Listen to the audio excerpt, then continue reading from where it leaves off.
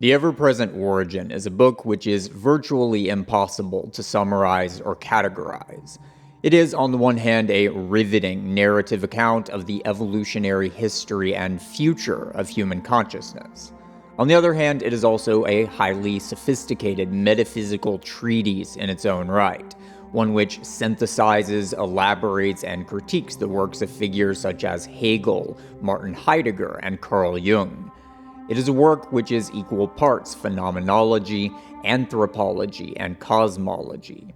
And further, it is also a work which has been absolutely central to the Formscapes philosophical project from the very beginning. The first series of videos which I ever created for this channel was a dedicated exposition of the Ever-Present Origin, the magnum opus of the Swiss-German linguist and philosopher Jean Gebser. And in this series of videos, we will once again be returning to Gebser's text in a far more elaborate and thorough manner. This video is going to be the first of what will be, by far, the single most extensive project I have ever attempted here on Formscapes. I have much more to say now than what I managed to articulate in that initial handful of badly edited videos over a year ago. With that said, I should begin with a bit of a disclaimer.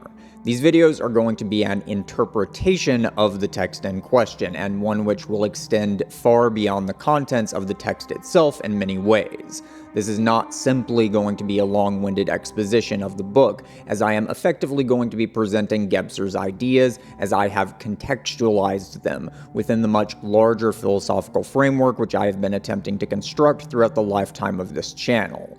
In many places, the boundary is going to get very blurry between what Gebser himself actually states explicitly and my own renditions. The journey I'm going to attempt to take us on in these videos is going to be immense and, in certain regards, very demanding of the audience's own conceptual capabilities. To say that there is a lot to unpack here would be quite the understatement, but if you can stick with the story which I will be attempting to tell, then I can guarantee you that by the end of these videos, you will find yourself with a radically novel way of thinking about culture, developmental psychology, human history, the nature of spirituality, and the significance of human consciousness within our cosmos at large. If that sounds a bit hyperbolic or arrogant on my part, then buckle up. I have no reservations whatsoever in claiming that you will not find anything else even remotely like this on YouTube or anywhere else on the internet for that matter. With that out of the way, let's get started. Jean Gebser was an immensely enigmatic figure. Born in Posen of what was then Imperial Germany in 1905, Gebser would lead a highly nomadic lifestyle throughout his entire life. At 24 years old, Gebser would leave Germany to live for brief periods in Italy, France, and Spain, before eventually fleeing to Switzerland just prior to the outbreak of the Second World War. Though the bulk of Gebser's writing would occur in Switzerland, Gebser would continue to travel widely even into the later years of his life, spending time in India, the Far East, and the Americas. Much like his books and poetry, Gebser himself defies classification. He was a linguist, poet, philosopher, translator, and historian.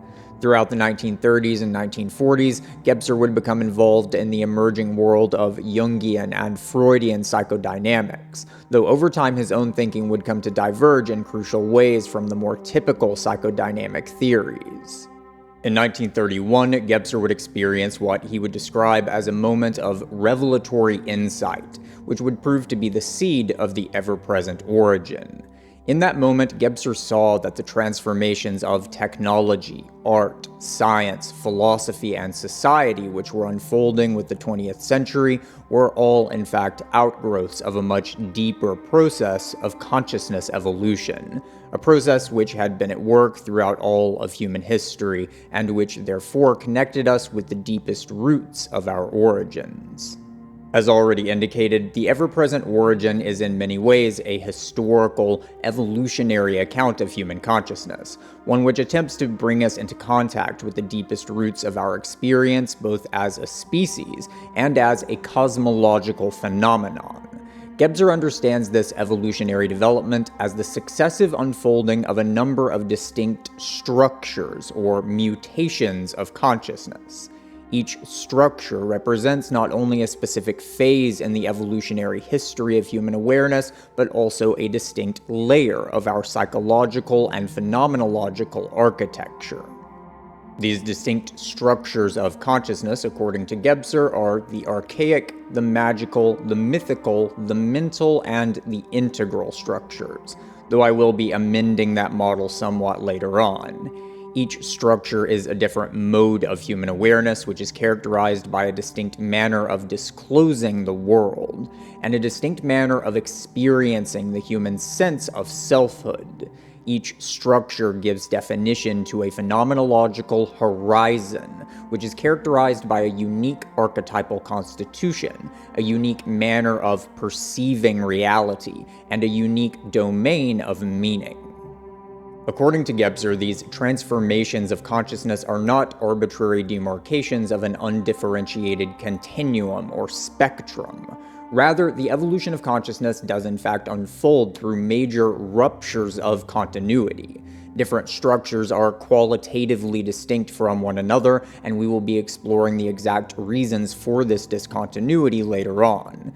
As we progress through this narrative, we will be branching out at various points to consider the broader metaphysical and psychological implications of the story which is unfolding.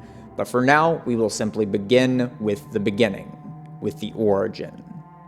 Gebser tells us that the most primordial structure of consciousness is the archaic structure. The archaic structure represents a form of awareness which is characterized by a kind of serene, undifferentiated oneness. Expressions of the archaic structure are often nebulous and shrouded in obscurity. As we shall see, our collective remembrances of the archaic structure point us towards epochs of human awareness which preceded the emergence of symbolic language and, by extension, ideational thought. Immediately here we find one of the core concepts needed to understand the ever-present origin as a whole, that there is an intimate relationship between ideation, that is, the capacity to experience forms in themselves, and the phenomenological boundary which divides self and world. By examining the archaic core of our being, we find a form of consciousness which is more primordial than subjectivity, that which lies beneath the duality of subject and object. We find gestures towards the archaic structure within the archetypal imagery of Eden, Arcadia, or Elysium, within the mythos of an embryonic oneness within which there is not yet any sense of division between the internality of selfhood and the externality of otherness. Quote, "The archaic structure is zero-dimensional. It is akin, if not identical, to the original state of biblical paradise, a time where the soul is yet dormant, a time of complete non-differentiation of man and the universe." Jean Gebser. There are a number of things to be unpacked here, and so we should first begin by addressing this notion of dimensionality. Within New Age circles, it's very common to encounter vague references to the notion that there are different so-called dimensions of consciousness.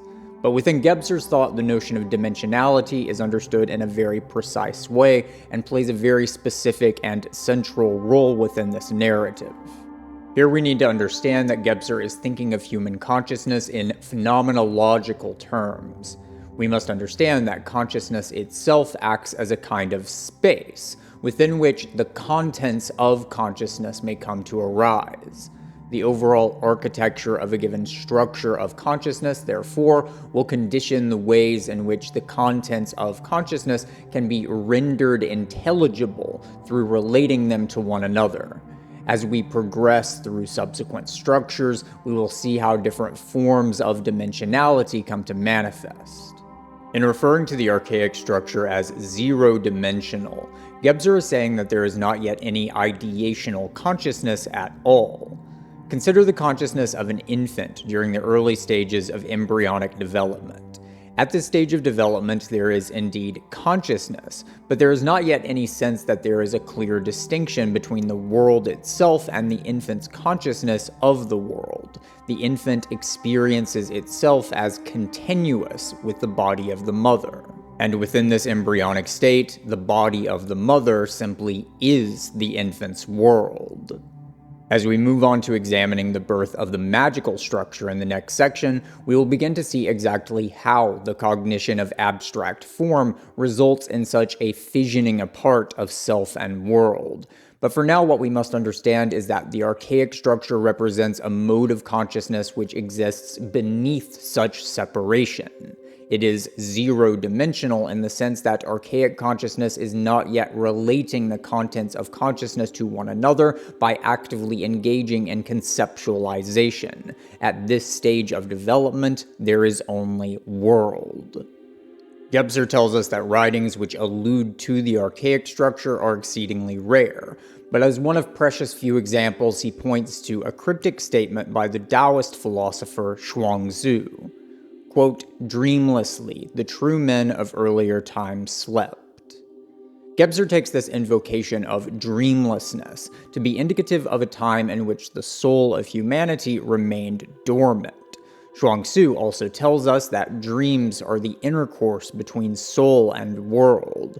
As the archaic structure lacks distinction between itself and the world, no such intercourse can occur, and the soul itself remains but a potential. The soul is self-identity, and the possibility of this self-identity is conditioned by a delineation which is not yet present within archaic oneness. Now, it is in fact the case that all human beings, and in fact all higher animals in general, do in fact dream. But we must regard Zhuangzi's statement here on its own metaphysical terms if we are to understand it. Dreams are the means by which the waking mind plunges back into its own depths by retreating from the waking world. And within the archaic structure, the human ego itself remains submerged and blended within the nebulous oceans of psyche, which within modern consciousness now lie beneath it. Those of earlier times were dreamless in the sense that the dreaming world and waking world had yet to be clearly differentiated. The second fragment which Gebser takes to intimate the archaic structure is one attributed to Plato. Quoted in Aristotle's Metaphysics, the fragment states that the soul came into being simultaneously with the sky. The duality of earth and sky, or of underworld and overworld, is one of the most central cosmological concepts found throughout virtually all human mythical and metaphysical traditions. Within such traditions, the earth is understood as the realm of immanence, transience, chaos, darkness, and death. The sky, conversely, is understood as the realm of form, transcendence, eternality, order, and life-bestowing light.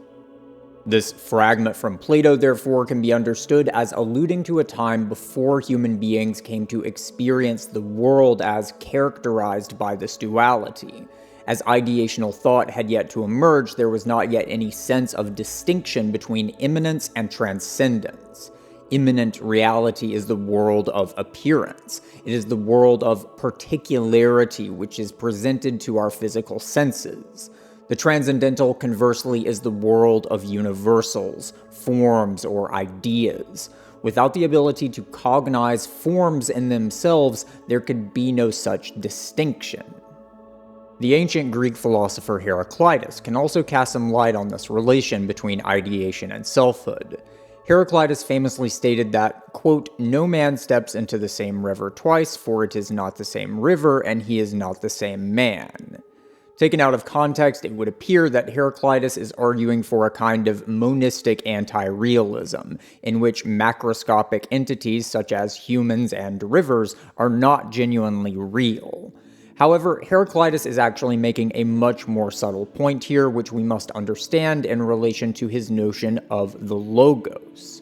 For Heraclitus, the logos is the intelligible structure and order of the world. It is that which unifies the world into a coherent totality, and by extension, it is that which also lends coherence to the endless flux which we find in natural entities such as rivers and human beings. The logos of the river is a conceptual reality. not just a concept within the human mind, but also a real pattern which we actually perceive in nature, and which is the actual sense of the word river. A logos is not just a word, but it is the essence of a word, the underlying form which allows for both intelligibility as well as the cohesion and delineation of the processes which constitute the natural flux. We do indeed encounter the same river insofar as we encounter the logos, which is the underlying order of the river. However, if we descend from the conceptual or noetic realm of logos and into the realm of raw sensorial physicality, we find only an undifferentiated chaos of sensory appearances.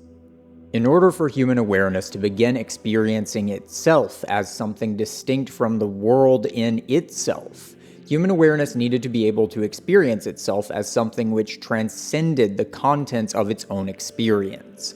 In other words, human selfhood is itself a conceptual experience which depends upon ideation. Without such a capacity for self-conceptualization, there can be no division between self and world.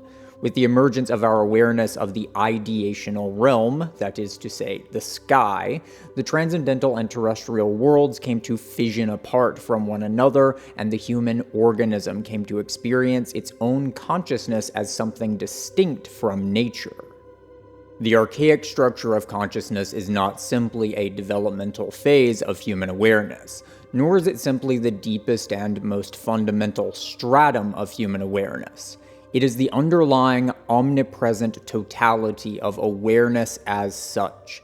It is the structure of human consciousness, and in fact all consciousness in general, which is undifferentiated from cosmic consciousness. Archaic consciousness is, for human beings, something which became submerged beneath the structures of self-identity in the deep history of our species, but it is a modality of consciousness which we see in all other life forms which do not experience this duality. It is certainly the case that non-human creatures possess consciousness in the more general sense of awareness as such. And within many higher animals, we even find a rudimentary sense of self-awareness.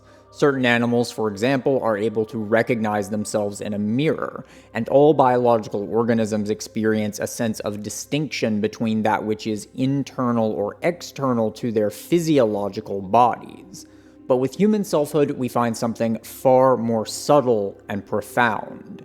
A non-human animal might be able to recognize itself in a mirror, but lacking the conceptual capabilities we find in human beings, such an animal cannot experience its own awareness as something distinct from the contents of that awareness. It is this self-conceptualization of awareness as such which will come to differentiate human beings from all other life forms and which will constitute the recursive engine of human evolution. In terms of the human life cycle, the archaic structure corresponds to the uterine, embryonic state of gestation which precedes the awakening of the sense of self-existence, the primeval oneness in which there is not yet any experience of division between infant and mother. In terms of the phenomenology of ordinary human experience, the archaic structure is found within the sense of touch. Tactile sensations are the most foundational in the sense that they are the sensations which emerge even before the experience of sound, and long before the experience of light. Tactility is that which is most essential in grounding human consciousness within the corporeal body. Tactile sensations are also of immense importance with regards to sensuality and sexuality, processes through which the boundaries delineating individual selfhood come to blur or dissolve. We encounter the primeval oneness of the archaic structure through the stillness and silence of meditative emptiness, but also through the self-releasement of sexual ecstasy. The word ecstasis implies becoming outside of oneself, and here we can see that it is no accident that this term has come to be associated with both spiritual and sexual releasement, nor is it an accident that the term ecstasy is also associated with altered states of consciousness brought about by the use of psychotropic substances. The boundaries which come to form through the fissioning apart of self and world are a source of immense tension, existential anxiety, and primal fears. It is through the dissolution of this boundary that the human being comes to be released from the oftentimes suffocating grasp of its own ego, and it is through such dissolution that we encounter the archaic, either as an oceanic bliss or as the abyssal maw of death. The archaic is the primeval core of human consciousness, which all further developments of our awareness have germinated from. It is both our source and, as we shall see, our ultimate destination, the ever-present origin. Within the evolutionary journey of human awareness, this archaic unity would eventually come to be cloven apart, and the first unfolding of this process of differentiation would become the magical structure. It is within the magical awareness that we first see a sense of division between human self-identity and the world, but in many ways this magical mode of self-identity remains embryonic.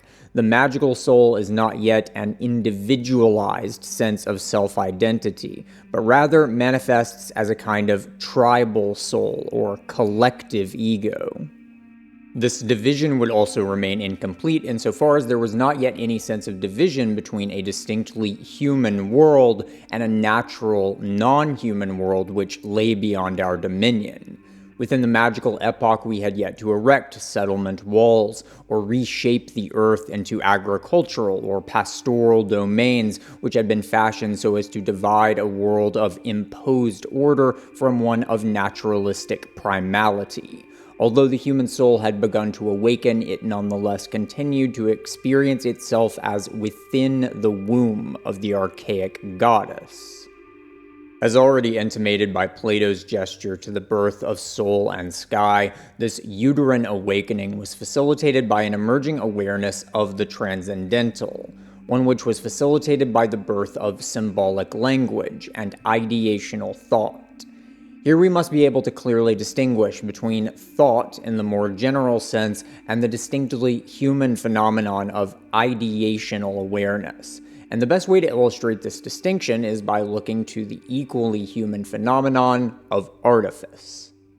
The usage of tools is by no means an exclusive purview of human beings.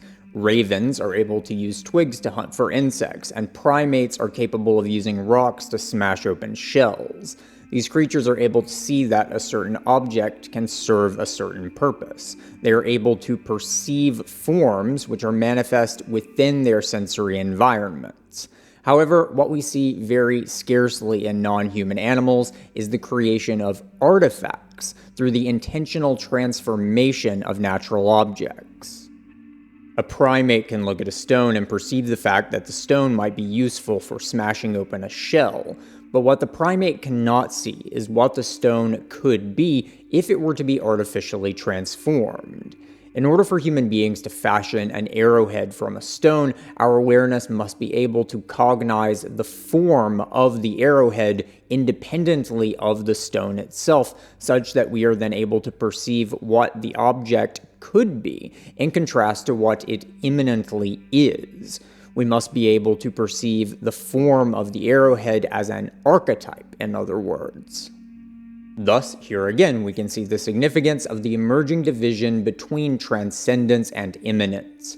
In order to create fishing nets, for example, human beings must be capable of an awareness of the fishing net as a pure potentiality in itself, as a kind of transcendental object which we are then able to project onto the raw materials which we might fashion a fishing net from. We must be able to look at the raw materials of nature and perceive a potential fishing net where there is in fact no actual fishing net.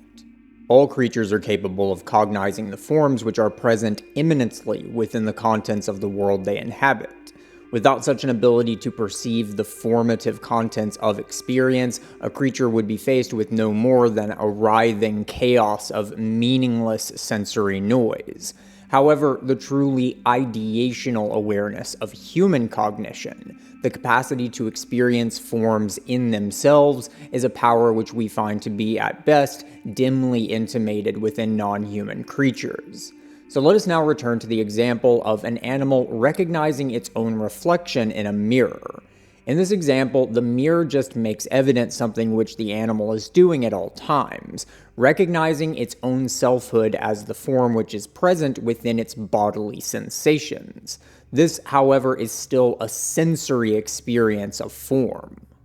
Lacking the ideation which human beings use to create art and artifacts, the animal is not able to cognize its selfhood as a form which is independent of those bodily sensations, for the exact same reason that the primate cannot perceive the latent arrowhead within the flint stone. Animal consciousness, or in other words, archaic consciousness, is therefore unable to cognize its own awareness as something independent of the contents of its awareness. Archaic awareness never encounters awareness as such, and therefore never becomes truly subjective awareness. Ideational awareness, therefore, is that which facilitated the sense of division between self and world, and thereby ruptured the unity of archaic awareness. Just as we came to perceive the arrowhead as a transcendental object which existed independently of arrowhead-shaped entities, we likewise came to perceive ourselves as such transcendental unities, which could be disidentified with the immanent contents of the world. A phenomenological division thus came to arise between subjectivity and objectivity, and this delineation would be facilitated by the birth of symbology. A word is the body of a concept, and a concept is the spirit of a word. Magical awareness comes to emerge from archaic awareness as symbology comes to facilitate the indirect perception of concepts. Within the magical structure, it is not yet possible for the individual human psyche to engage in pure conceptualization in a manner that transcends the bounds of its culture and language. The powers of symbology which mediate between the human organism and the heavens remains very much collectivistic. The imaginative, moral, and intellectual freedom of the human individual remain embryonic. Contact between magical awareness and the transcendental, formative realm remains very much indirect, and the sense of division between the transcendental and the immanent remains incomplete. Magical thinking does not yet distinguish between a natural, mundane world and a spiritual realm which lies beyond it, but rather the natural world itself is understood to actually be spirit. Likewise, there is yet little distinction between word and concept, and words themselves are understood to actually be spiritual powers in themselves. This emerging human awareness thus comes to its first perceptions of the world which lies beyond the body of the Great Mother, through light which remains dimmed and reddened by the walls of the womb. Within this embryonic state, however, sound is perceived much more clearly. Within the ever-present origin, Jean Gebser tells us that the magical structure brings with it the emergence of one-dimensional unity from archaic zero-dimensionality. The terms oneness and unity might seem to be near synonymous, but while oneness implies undifferentiated homogeneity, unity implies an underlying interconnectedness of partially separated beings. Therefore, magical unity is a sort of empathic resonance, which is facilitated by the underlying archaic oneness which grounds the magical structure. Genuine magical practice, as opposed to performative stage magic, is characterized by a sort of metaphysical sympathy, and the affinity with acoustic resonance is more than a mere analogy here. As we shall see, magical awareness is very much auditory in the same way that the archaic is tactile. Within the ever-present origin, Gebser illustrates this with an example of a hunting ritual practiced by the Pygmy peoples of the Congo Basin. Within this ritual, the Pygmy hunters gather before the first light of dawn and draw out a sand effigy of an antelope which they wish to hunt. It is significant here that this sand effigy does not correspond to an abstract concept of antelopes in general. The effigy corresponds to a specific antelope which the hunters wish to pursue. As we shall see, this lack of intellectual abstraction is a common theme throughout magical awareness in general. In fact, this sand drawing is not understood to be a representation at all. It is understood to be a manifestation of the antelope in the exact same manner as the flesh and blood body of the antelope which the hunters wish to pursue. Both the effigy and the body of the antelope are understood to be participants in the same underlying spiritual reality, which is the antelope itself. It is this commonality of spiritual form which will allow the pygmy hunters to wield power over their prey through the ritualistic invocation of sympathetic resonance. When the first ray of sunlight comes to touch the sand effigy, the pygmy hunter then fires an arrow into the effigy in the exact location touched by the ray of sunlight. The hunt then begins, and eventually the hunters will return to the site of the ritual with their quarry, a physical arrow now protruding from the animal's body in the exact location indicated by the effigy. The hunters then remove the arrow from the sand and erase the drawing so as to finalize the ritual. Significantly, this entire process, from the drawing of the sand effigy to its eventual erasure, is performed in complete silence. Within magical thought, silence, stillness, and darkness are the pregnant womb, quite literally, from which magical power is derived. In fact, Gebser tells us that although the pygmy hunting ritual is an excellent illustration of magical thinking, there is one crucial feature which indicates that this ritual is in fact a very late, vestigial form of true magical consciousness, namely the central role of the sun as a source of magical power. Within pure magical consciousness, it is the darkness of the primeval womb itself, the great Earth Mother, which is understood to be the source of the birthing and vitalizing power of the cosmos. Within the Bicameral cave system of southern France, we find tunnels which stretch across 1¼ miles, or 2 kilometers from those of you from more primitive cultures which still use the metric system. These tunnels consist of 2 distinct levels and are believed to have been initially formed over 6 million years ago by an underground river. Deep within these caverns we find paintings which are at least 27,000 years old. To reach the inner depths of these caves, within which the paintings are found, the original painters would have been required to navigate an immensely treacherous journey through damp, narrow, winding passages, gullies, and deadly drops into the darkness below. The creators of the Bicameral cave paintings risked their lives in order to descend into the deepest reaches of these caverns rather than painting upon walls which were much more safely reached near the surface. Within other examples of prehistoric cave art, such as those of the Chauvet Cavern and others, we find the same pattern. The prehistoric creators intentionally descended deep into these cave systems such that no sunlight could reach the inner sanctums upon which the paintings would be created. One might assume that the creators of these paintings used primitive torches or lanterns in the creation of these paintings, but Gebser suggests otherwise. Gebser explains that within magical consciousness, darkness itself is understood to be identical with the underlying archaic oneness which lies beneath magical self-awareness. This archaic darkness is understood as the great Earth Mother Goddess, which literally birthed all life from her cavernous wombs.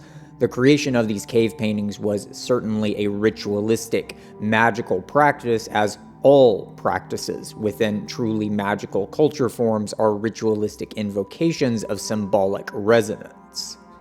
Cave paintings are of unique significance, however, in that they involved the quite literal descent of the magical practitioner into the womb of the Great Mother, such that the ultimate source of animistic power could be called upon. As magical thought understands magical power to be born out of darkness, silence, and stillness, the magical structure emphasizes auditory faculties over visual faculties. Within the pygmy hunting ritual, the sun plays a crucial role as that which guides the hunter's arrow to its quarry. For this reason, Gebser tells us that this practice must be a transformed vestige of what purely magical consciousness must have been prior to the emergence of subsequent structures. It is very tempting to presume that hunter-gatherer peoples of the modern world represent what humanity was like during the epoch of magical consciousness. This presumption, however, would be deeply anachronistic. Although we do see intimations of the magical most prominently within tribal peoples, we must bear in mind that such peoples are not frozen in time. What humanity was actually like prior to the emergence of mythical awareness from magical awareness is in many ways deeply mysterious, but that will have to be a story for later. Nonetheless, there are many ways in which we can perceive the basic characteristics of the magical world. The centrality of the Great Earth Mother within magical thought is something which we find within practices involving red ochre and cinnabar, substances of great significance within both modern tribal cultures and Paleolithic cultures. Within many Paleolithic and Neolithic burial sites, we find red ochre used to cover the bodies and clothing of the dead, as well as adorning grave sites themselves. Archaeological evidence of the systematic collection and processing of red ochre found in Africa are dated to approximately 300,000 years before the present.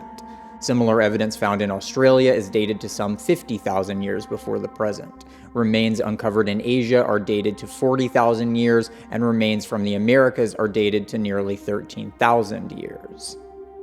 Regarding the significance of red ochre, the French paleontologist André Leroy Gourhan writes, quote, "The use of ochre is particularly intensive. It is not unusual to find a layer of the cave floor impregnated with a purplish red to a depth of 8 inches. The size of these ochre deposits raises a problem not yet solved. The coloring is so intense that practically all the loose ground seems to consist of ochre. One can imagine that the Aurignacians regularly painted their bodies red, dyed their animal skins, coated their weapons, and sprinkled the ground of their dwellings, and that a paste of ochre was used for decorative purposes in every phase of their domestic life. We must assume no less if we are to account for the veritable mines of ochre on which some of them lived." Although Leroy Gourhan states that this ubiquity of red ochre is mysterious, this significance also remains extant in many cultures and religious traditions of Africa. Here we find that red ochre is understood as the literal blood of the earth. It is regarded as a power of regeneration, vitality, fertility, reproduction, and communion with both the earth and the ancestral spirits which are said to reside within the earth. Within burial practices, the red ochre is said to facilitate either the rebirth of the deceased into the spirit world or the reincarnation of the deceased into the terrestrial world. Within many animistic and tribal cultures, it is said that during pregnancy, a woman ceases to menstruate because her body is using this blood to form the body of the developing infant. Likewise, the red ochre used in burial practices is understood to perform the exact same function. It is the menstrual blood of the earth, which facilitates the creation of a new body, either spiritual or corporeal, for the deceased. This mineral blood is, of course, the blood of the Earth Mother Goddess, which we see depicted in the so-called Venus figurines of the Paleolithic. Though we should note that despite the title given to these figurines by archaeologists, what we see depicted here is absolutely not the Venusian Queen of Heaven. These figurines depict the goddess as embodying the powers of abundance and fecundity. Moreover, the heads of these figurines lack eyes, mouths, or ears. Recall that this goddess is the personification of the archaic structure, which is fundamentally tactile, not visual or auditory, and which is associated with the darkness, silence, and stillness of undifferentiation. Akin to the glacial vastness of the earth itself, this goddess is depicted as engorged to the point of immobility, and poised as though resting in a state of deep, dreamless sleep. The significance of blood and earth within magical thought is the first indication of the overall shape of this entire evolutionary trajectory, which moves through all of the distinct structures of awareness, which we will examine in this series. In order to begin disclosing this underlying morphology, however, we need to have a basic understanding of elemental thinking, a theme which is absolutely crucial within all forms of pre-modern thought. Elemental thinking goes far, far deeper than medieval alchemy, and here we must understand that the elemental archetypes are not simply the so-called phases of matter which we find within physicalistic science. Rather, the elements must be understood as organizational principles which govern not only the constitution of physical matter, but also biological life cycles, psychological processes, emotions, seasonal transformations, mythical symbols, and much more. If we are to actually think in authentically elemental ways, then we must understand the elements as principles which pervade the cosmos as a whole. Elemental earth is that which has achieved greatest stability. It is the most complete, as it were, and therefore the least motile of the elements. It is the past, as well as the continuity, stability, or inertia of the past. Fire, air, and water are, generally speaking, at least semi-transparent. They allow light to pass through them and reveal their contents. Conversely, Earth is, with few exceptions, opaque. It forbids the entry of light and instead conceals its inner contents within darkness.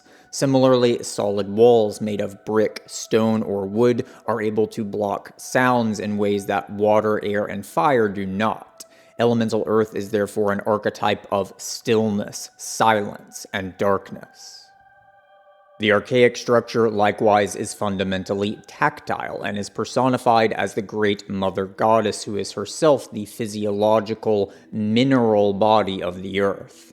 The archaic structure can therefore be understood as correlating with the earth element. Magical consciousness understands itself to be born out of archaic darkness, and conversely, death is understood to be a return to the cavernous womb which is concealed beneath the surface of the earth, the subterranean underworld. The earthen mineral element within biological bodies is what allows for bodies to maintain their discrete identities by forming solid boundaries between internal and external. Upon death, however, bodies are reincorporated into the earth, wherein they become reintegrated into the solid, stable oneness of the earth's mineral constitution. There is thus a central relationship between elemental earth and the concept of self-identity. When this principle is found within a discrete body, it serves to delineate that body from other bodies, and to synthesize the constituents of that body into a self-identical whole. Within the body of the earth, this synthesis binds together the earth's mineral constituents, including the mineral constituents of decaying corpses, into a totalizing oneness, the oneness of the archaic. Water, the second most densified element, is that which animates all biological organisms. Unlike mineral objects, water does not maintain rigid boundaries between internal and external, and therefore the water element is able to flow through life forms and ecosystems indiscriminately as a vitalizing potency which is able to weave organisms together into the complex metabolic circulations of living biomes. Water is a principle of circulation and therefore rhythm, recurrence, and ritualistic repetition. There is also a very close relationship between water and sound, as sound travels over 4 times faster through water than through air. Water is the magma which flows through the veins of the earth, and it is the blood which flows through the veins of human beings. While Earth unifies and delineates through the formation of solid boundaries, water's circulatory flows weave multiplicities into totalities by forming relations of interdependence and interpenetration. This principle of circulatory ontology, as it were, is what we find within the constitution of the magical sense of selfhood. As previously indicated, the magical sense of self is fundamentally tribalistic or collectivistic, as the sense of individual selfhood has not yet come to form. The tribe is woven together by relations of blood, kinship, ancestry, ecological life processes, and the repetitive, hypnotic trance of chanting and music. Individual personhood cannot yet be abstracted from the identity of the tribe, and here we can see another way in which modern tribal cultures likely differ from those of the truly magical age. Modern tribal cultures employ initiation rituals which are intended to create extremes of experience. These extremes are intended to force an individual into a liminal state within which the boundaries of individual selfhood can be broken down and subsequently reconstituted. The individual self is broken down, and the subjectivity of the individual, now in a state of liminal plasticity, can be re-solidified as something inextricably continuous with the identity of the tribe. It is through this process that modern tribal cultures are able to contend with the individualized selfhood which has developed within human beings since the twilight of the magical epoch. In other words, these initiatory practices would have been unnecessary within the magical epoch itself, as truly magical consciousness is much more thoroughly collectivistic, and thus there would have been no need to contend with such personal individuation. This then brings us to another core feature of magical awareness, the phenomenon of ancestor worship. In the Neolithic Levant, particularly within extremely ancient sites such as Catalhoyuk and Jericho, we find a plethora of human skulls, which have been covered in plaster and decorated using paint and shells in imitation of human facial features. These plastered skulls date from the Neolithic era, and we can therefore infer that this practice, much like the aforementioned pygmy hunting ritual, represents a later, vestigial enactment of magical consciousness. Nonetheless, this practice points us towards a deeply significant insight into the nature of magical humanity, and in order to fully grasp this significance, we must first examine the works of the Yale and Princeton psychologist Julian Jaynes. It is very easy for us modern humans to imagine that our own mode of consciousness is simply what human consciousness is like in general. That although our cultures, beliefs, and languages may have changed, that our sense of selfhood and our experience of actually being in the world have remained consistent throughout human history. However, within his 1976 text, The Origin of Consciousness and the Breakdown of the Bicameral Mind, Julian Jaynes presents us with a vast plethora of evidence which indicates rather definitively that human consciousness underwent a radical metamorphosis in relatively recent history. Drawing from a broad array of historical texts, religious writings, and archaeological evidence, Jaynes argues that prior to the Late Bronze Age, human beings did not experience their own inner voice as issuing from a personal self or ego. Within such ancient sources, we do not find a notion of thought or consciousness as such, but rather we find only descriptions of human beings listening to the voices of the gods or ancestors. The notion that a human being is compelled by a self-directed inner will is also absent, and instead we once again find descriptions of human behavior as dictated by voices which are attributed to divine beings or ancestral spirits, beings which we moderns would describe as outside of our personal selfhood. It isn't until the Late Bronze Age that we begin to see a notion of inner will and the identification of thought or inner dialogue as something which is actually produced by an individual's own selfhood. Within earlier texts of the Hebrew Bible, such as accounts of the life of Moses, we see indications that the Hebrew God spoke in a direct, almost conversational manner with individual human beings. In later texts, however, we see direct references to the notion that this line of communication with the divine came to gradually diminish, and that such communication needed to be mediated by unique individuals who served as prophets. For example, when describing the calling of the prophet Samuel by the Hebrew God, the book of Samuel states that, quote, "The word of the Lord was rare in those days. There were not many visions." Similarly, within the book of Amos, the Hebrew God declares, quote, "The days are coming when I will send a famine through the land. Not a famine of food or water, but a famine of hearing the words of the Lord." Within the Homeric Iliad, we find that human actions are almost universally attributed to the commands of the gods. When Achilles becomes enraged by Agamemnon, for example, Athena intervenes, stating, quote, "I have come down from the heavens to stay your anger. Do not draw your sword."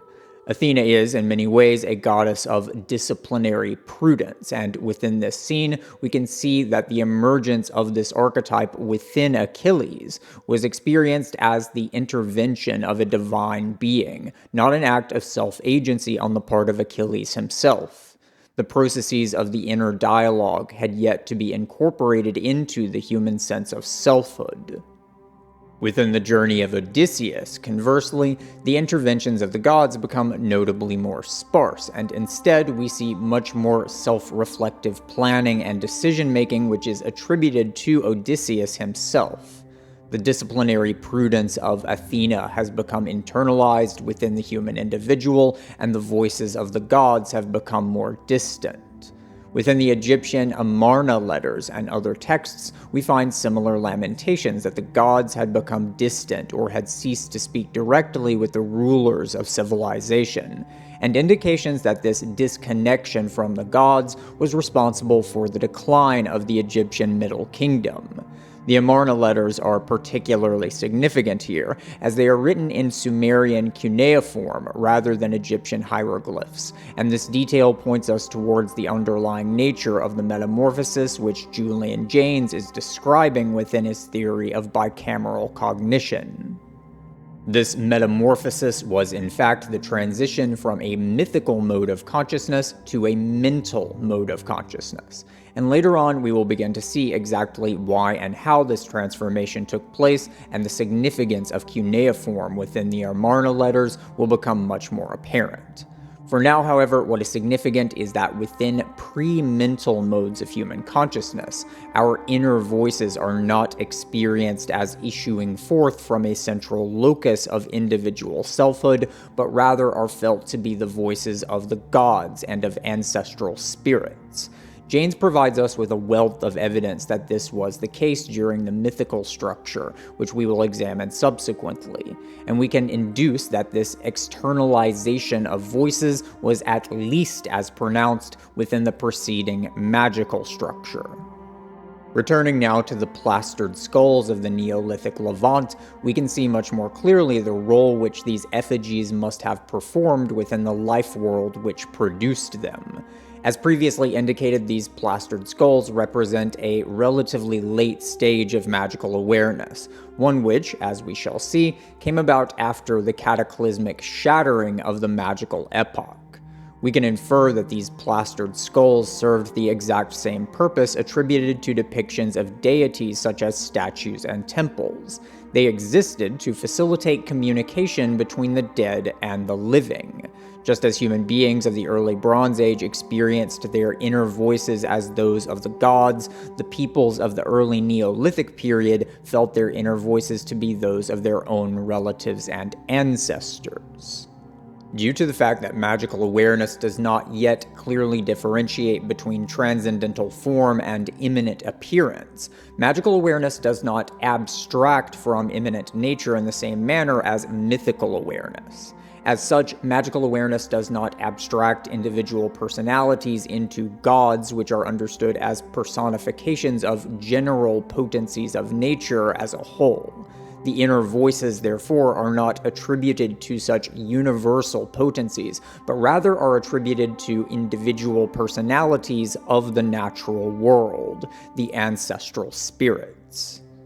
During the mythical epoch, the gods became more distant over time, and human beings came to rely much more upon prophets, oracles, and written texts. Similarly, the reason why we find these plastered skulls in the Neolithic Levant but not within the Paleolithic is precisely because the magical structure itself had become greatly diminished since the end of the Paleolithic. The connection between the living and the dead was becoming much more tenuous, and these plaster skulls were created in an effort to maintain a connection with the dead which was gradually disintegrating. Within the modern world, the realms of the dead and the living are as bifurcated as one could imagine. The cultural practices of the post-industrial world have become such that a person can easily go his or her entire life without ever encountering a dead human body. But as we look to the past, we find that this division, much like that between transcendence and immanence, was achieved through a very gradual process of differentiation. Within Neolithic Catalhoyuk, we find that the dead were not buried in grave sites which were cleanly delineated from the world of the living. Rather, the dead were buried beneath the homes of the living, often beneath hearths or beds. In some cases, we find that the dead were exhumed after the corpse had already been buried for a period of time, and that after this exhumation, the skull of the deceased was made into a plastered effigy. What this might be taken to indicate is that the people of this culture were waiting for the natural decomposition process to occur. But evidence indicates that timing between burial and exhumation varied widely. Some corpses were exhumed very shortly after burial, before enough time had elapsed for natural decomposition to remove flesh from the skulls. We also find evidence of tool marks, which indicate that biological matter was actively removed from the skulls after exhumation. Further, not all bodies were exhumed and treated in this manner. Only certain individuals were exhumed and made into plastered skulls. Rather, what this indicates, I believe, is that the living conducted this exhumation after the voices of the deceased individual began to dissipate. Once the living no longer felt themselves to be in direct communion with the voices of the dead, they would exhume the body and create the plastered skull in an attempt to re-establish communication with the deceased. Prior to the Neolithic period, when the mythical structure of consciousness had not yet begun to submerge the magical structure beneath it, there was no need for the creation of such effigies of the dead because communion with the dead could simply be taken for granted. One could potentially attempt to interpret all this in a purely physicalist manner. One could argue that the voices of the ancestors were simply the brains of the living replaying the voices of the dead, almost as though the minds of the living had created internal simulations of their relatives, and that those mental simulations persisted even after the deaths of the individuals they represented. However, I believe that we have an abundance of evidence which points to something far more ontologically substantial here. If you're watching this video, then there's a good chance that you think of yourself as a very learned and intellectual person, and given the state of modern academic culture, this means that there's a very good chance that you consider any non-local interaction between human minds to be fantastical nonsense or pseudoscience. If you are one of those people, then now might be a good time to refer to my video titled Interweaving the Story of Parapsychology, in which I address at length the empirical evidence for various forms of such non-local perceptions and communications. If you watch that video and still aren't satisfied because you don't see how such phenomena could be possible, then I refer you to my video titled Morphic Resonance, the Theory of Formative Causation, in which I discuss at length the theoretical basis for various types of non-local interactions between self-generative processes, including, of course, human minds. For now, however, I have different fish to fry, and as such, I'm going to be taking the reality of such phenomena as a given, and instead focus on a particular facet of parapsychological research which is most relevant to our analysis of the magical structure. As previously indicated, each structure of consciousness, once fully formed, comes to be subsumed by the subsequent structures which come to emerge from it. These earlier structures of our selfhood come to solidify, as it were, and thus come to be incorporated into the subconscious layers of our awareness, which operate largely outside of our voluntary agency. As we will see in more detail later, the ontogenetic principle is very much at work here. Ontogeny recapitulates phylogeny. The individual human ego comes to recreate the various structures of consciousness throughout its psychological development. Within the womb, one's consciousness mirrors that of the archaic structure. Between birth and the age of approximately 7, the magical sense of self develops. Between roughly 7 and 14, the mythical self develops, and so forth. As such, we can examine these structures in more detail by looking at the developmental stages of the individual human psyche. Although this topic is virtually unheard of within institutional academia, the field of past life recollection studies is one which has attracted the attention and efforts of numerous and very serious researchers. One of the most groundbreaking works within this field is the text 20 Cases Suggestive of Reincarnation, published in 1966 by the psychiatrist Ian Stevenson. Within Stevenson's work and within the many thousands of cases documented by subsequent researchers, many clear patterns in this phenomenon have been disclosed. One of the most consistent features of past life recollection is that such memories tend to occur almost universally in young children. Such children usually begin to talk about their memories of being another individual by the time they are old enough to clearly articulate themselves verbally. But significantly, these memories tend to dissipate as the children age. These memories of other lives generally begin to fade around ages 5 or 6, and by the age of about 8 years old, these memories have completely dissipated in the vast majority of cases. Reincarnation research tends to leave open the question as to whether memories of past lives actually represent transmigration of a soul, or otherwise a locus of individual selfhood which amounts to a continuity of self-identity.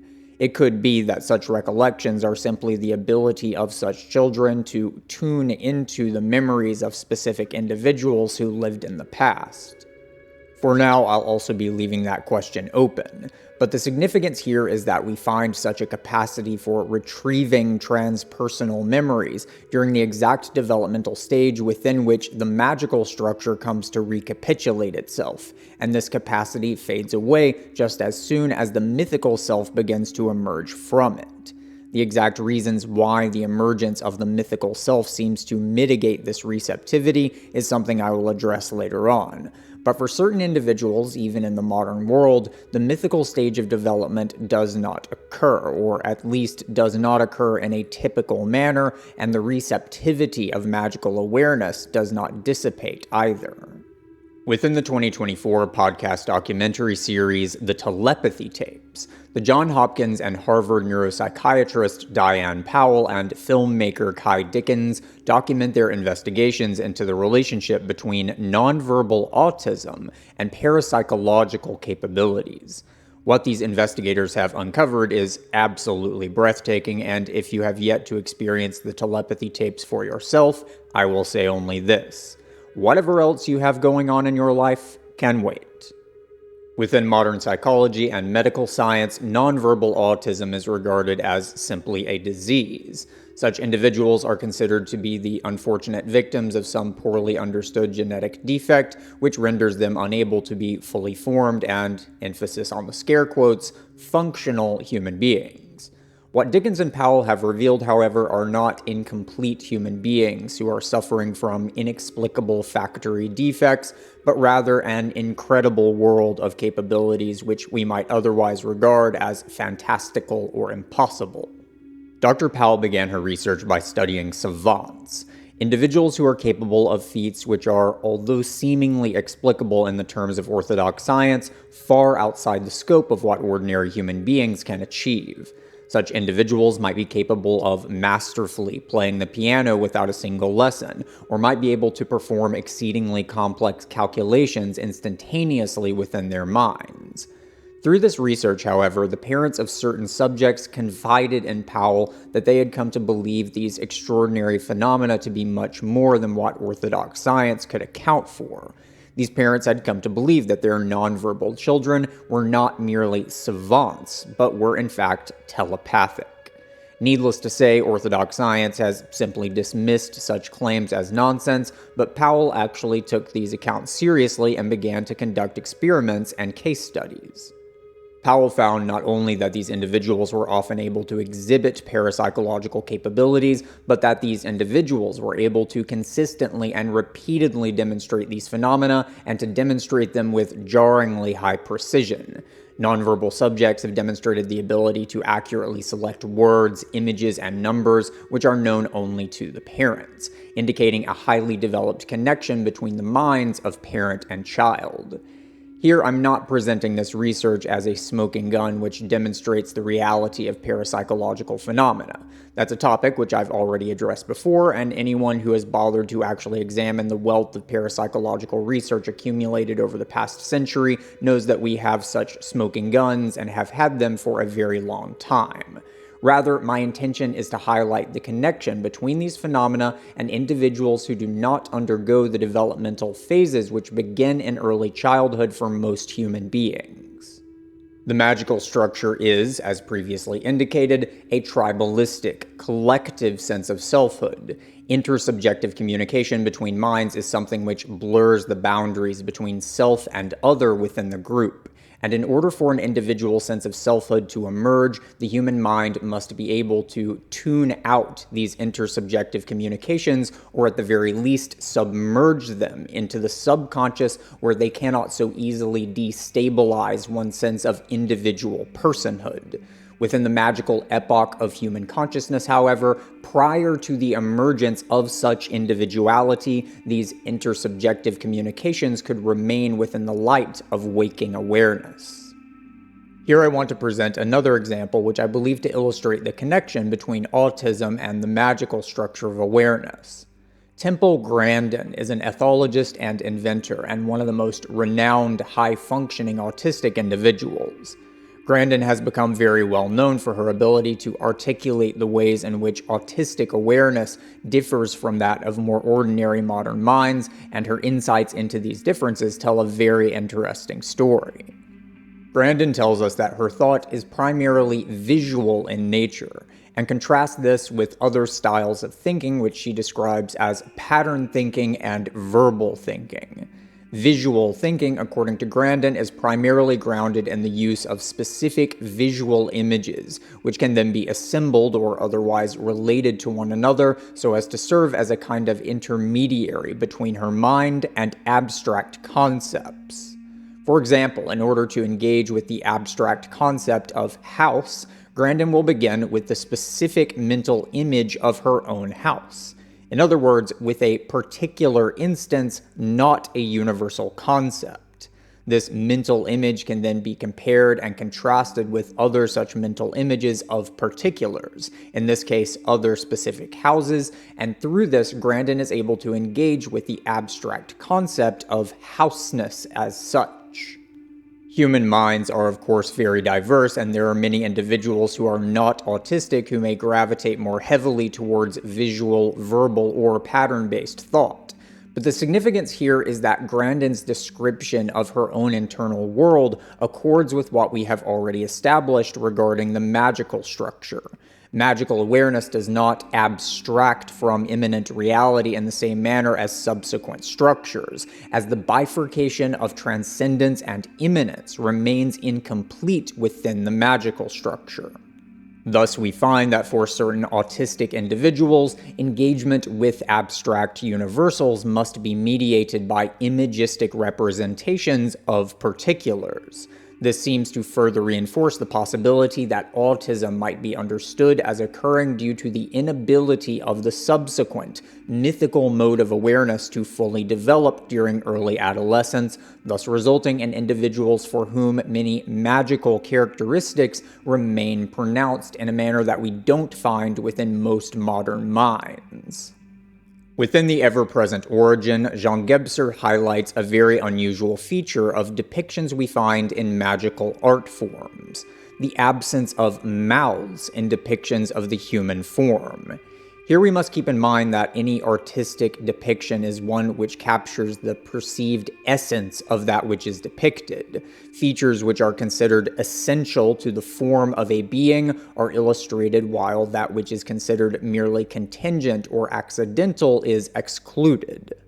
The nature of a style of art can therefore tell us a great deal about how a given mode of consciousness perceives the essence of that which it objectifies. A photorealistic painting of the night sky is a statement. It is an implicit declaration that there is something essential about the way in which the physical eyes encounter the night sky from a given subjective frame of reference.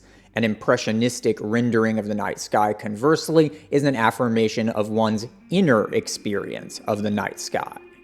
Gebser tells us that we find this absence of mouths within magical depictions of the human form because within the magical structure, the mouth is not yet perceived as a part of the human essence. The mouth is perceived as part of the human body, but it is not yet perceived as a constituent of the human being's spiritual or transcendental existence. The mouth has yet to be eternalized or universalized within human consciousness, as it were. If we begin to examine these various pieces of the puzzle in relation to one another, the underlying reality begins to disclose itself. The subjects of Dr. Powell's telepathy research are non-verbal because these are individuals for whom the mythical structure has not yet begun to develop at all, and therefore has not come to submerge the magical structure beneath it. This of course implies that the magical structure is in itself non-verbal. This might seem paradoxical, as I previously indicated that the emergence of magical awareness from the archaic is facilitated by the development of language and symbolic thought. Nonetheless, what we seem to find here is that magical humanity had no need yet for verbal communication, as the language of the magical structure in its purest form is fundamentally telepathic and musical rather than verbal. Another reason why we might find an absence of mouths in such depictions is due to the magical understanding of magic itself. Once again, we must keep in mind that artworks are not perceived by the magical structure in a representational manner. These cave paintings were not understood by their creators to be depictions of human beings, let alone depictions of the abstract notion of a human being as an intellectual category. A cave painting of a human being would have been understood to be a manifestation of a specific human being, presumably an ancestor, in the exact same way that a flesh and blood human body was understood as such a manifestation. In other words, these images were not representations of the ancestors. These images were understood to actually be the ancestors. Silence is magical potency due to its connection to the archaic. Even if mouths were not yet used for spoken language during the magical epoch, they were certainly used for musical chanting and therefore magical invocations. Recall again that there is no distinction between the sacred and the profane within magical awareness. For the magical structure, virtually all human actions, and thus all singing and chanting, are invocations of magical potencies. Giving these images mouths, therefore, would have been giving the ancestors the ability to enunciate. Enunciation is the power to invocate, and thus to potentially cause harm or chaos. Within magical thinking, the ancestors, much like polytheistic gods, are often regarded as restless, fickle, and morally ambiguous. Practitioners of ancestor worship seek the protection and guidance of the ancestors, but the ancestors are also capable of wrath and vengeance, and must therefore be appeased. I will be returning to the magical structure throughout this series, as we can begin to understand the magical structure even more clearly when it is properly contextualized by the other structures and the broader narrative motifs which weave them together. The topic of shamanism in particular is one of absolutely central importance, but one which we must forego at the moment. For now, however, I want to end this section by looking at a particular example which I believe can provide us with a very clear window into the otherwise distant and foggy twilight of the magical structure. Within his 2014 text on the nature of psychological trauma, titled The Body Keeps the Score, the Dutch-American psychiatrist Bessel van der Kolk recounts the experiences of a young boy who witnessed the September 11th terrorist attacks in New York City. The 5-year-old Noam Saul watched the first passenger plane crash into the World Trade Center from the windows of his first-grade classroom. Gnome was retrieved by his parents, who were nearby, having dropped him off at school only minutes beforehand. Gnome's family were friends of Dr. Vanderkolk, and he visited the boy and his family 10 days after the attacks. During this visit, Gnome showed Vanderkolk a drawing he had made of the plane striking the tower. The drawing included the plane, the fireball which erupted from its impact, firefighters, and an unusual black circle at the bottom of the image. Vanderkolk didn't understand what this black circle was meant to be, and so he asked Gnome what it was. Gnome then explained that the black circle was a trampoline, which he had placed there for the people who jumped to their deaths from the building. Being 5 years old, Gnome was already old enough that, at least on some level, he was likely able to understand that these events had already taken place and that his drawing of a trampoline couldn't save anyone. But in the processing of this traumatic event by Gnome, we can see the expression of genuinely magical thinking. An awareness in which all events are eternal events, in which different moments of an event all stand in equal relation, regardless of temporal sequence, and in which the creation of an image is an invocation of magical power. It is within the magical structure that we find the origins of language, conceptualization, tool usage, and the embryonic sense of selfhood or ensoulment. It was the birth of our awareness of nature as something other than our own consciousness, and likewise the first intimations of our capacity to wield and master nature through our powers of artifice. Magical thought is fundamentally one of resonance and synchronicity, and the most significant concern of magical thought is therefore consonance between human life and the vital powers which were seen to flow out of archaic darkness and into the bodies of the living world. This antediluvian consonance between mother and child, however, would not be permanent. The historical transition between magical and mythical modes of human awareness would be one of cataclysmic proportions. The awakening infantile human soul would ultimately be required to exit the womb of nature, and this birthing process was, much like the physiological birth of an individual human being, an immensely traumatic process. In order to understand this transition from the magical world to the mythic world, we must look first to the various myths which chronicle our collective memories of this metamorphosis. One of the clearest articulations of this event is found within the creation myth of the Sumerian Enuma Elish. The ancient Sumerians conceptualized the terrestrial world as residing within a sort of intersection of two metaphysical oceans: the celestial ocean of fresh water and the abyssal ocean of salt water. The celestial ocean above was a realm of eternal order. Fresh water fell as rain from the celestial ocean, and this rain was understood to be the semen of divine masculinity, which impregnated the abyssal ocean below, which then gave birth to the world.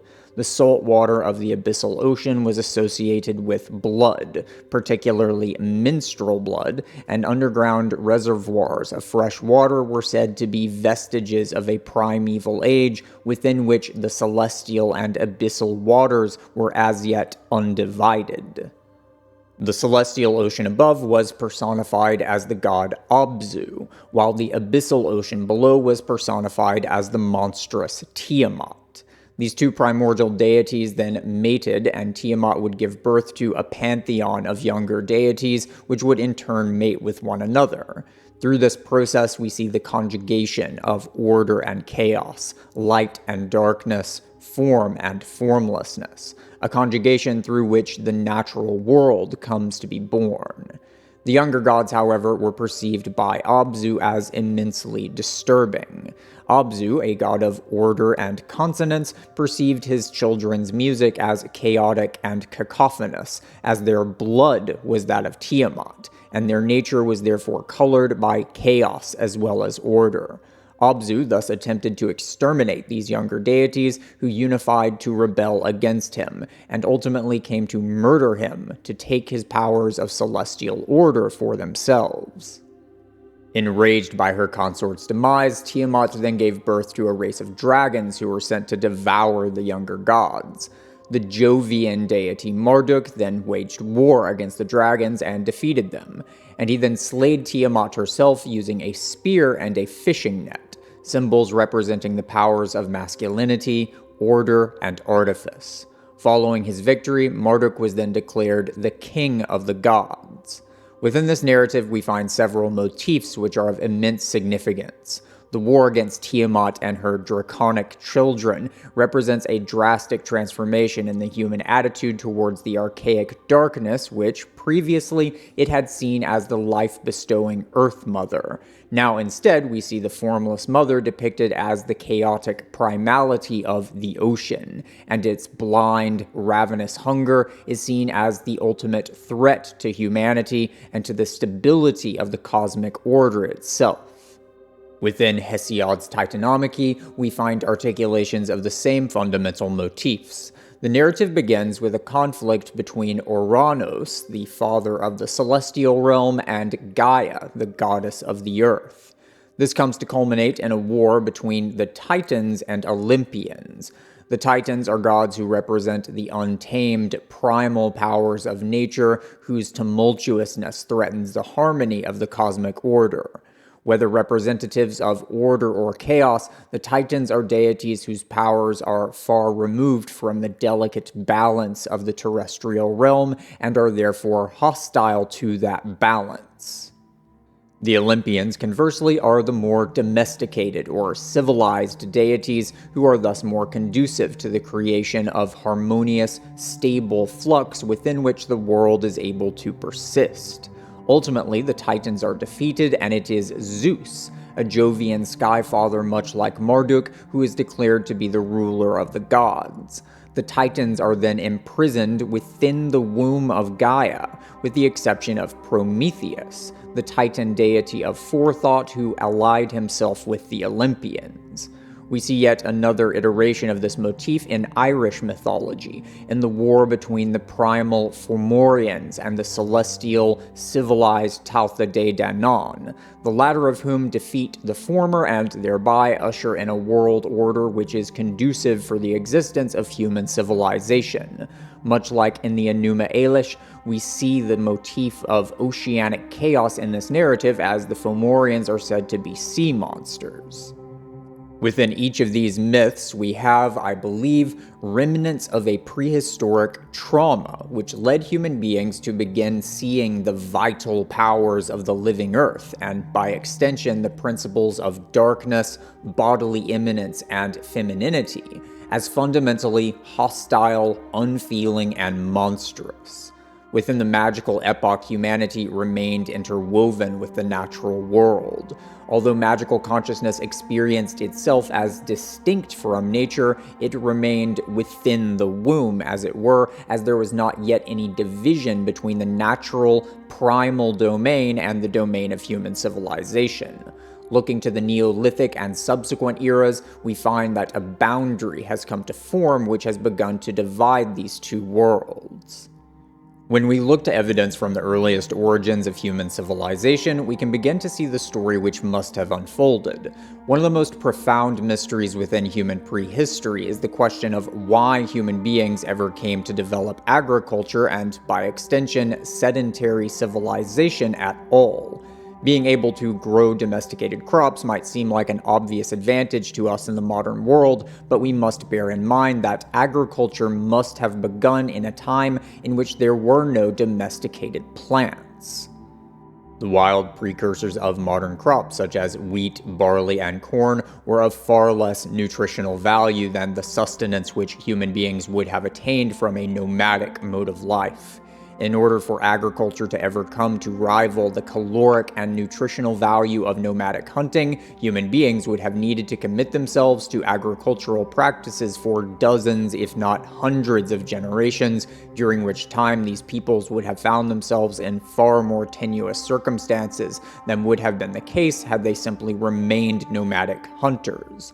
There simply is no clear explanation here which accords with the gradualistic paradigm of academic archaeology, and this has led some researchers to suggest that the origins of agriculture may have been in fermenting alcohol rather than as a food source.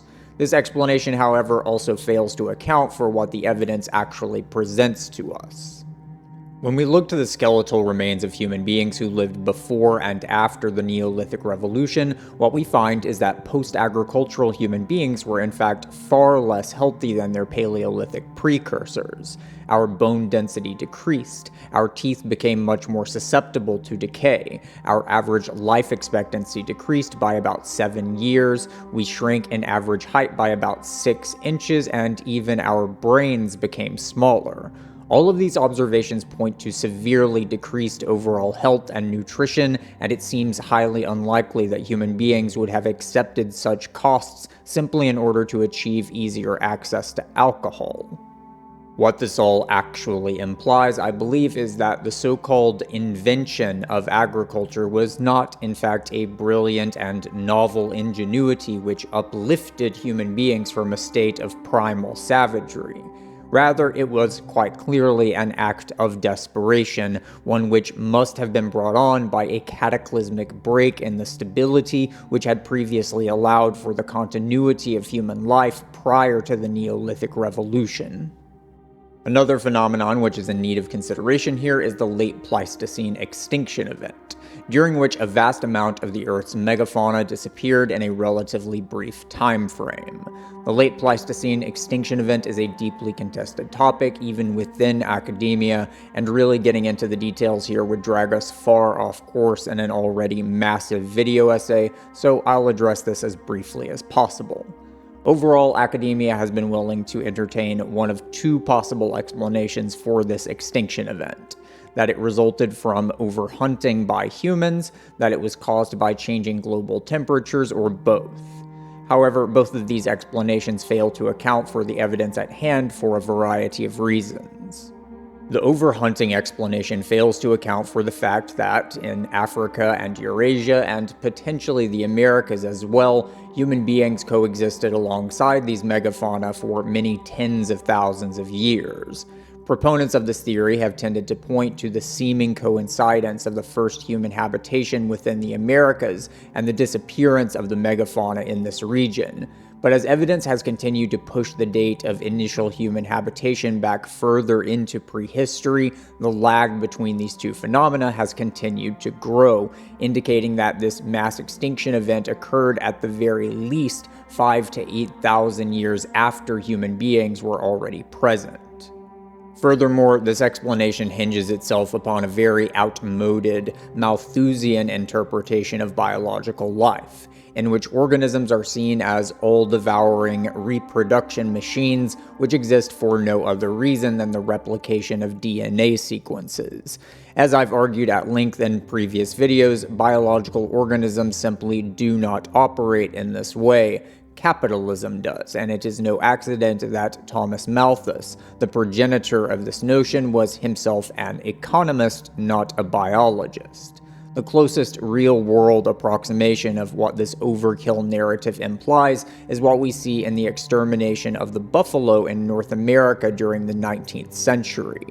Even though human populations had exploded exponentially since the late Pleistocene, this extermination of the buffalo was not conducted in order to feed hungry human mouths.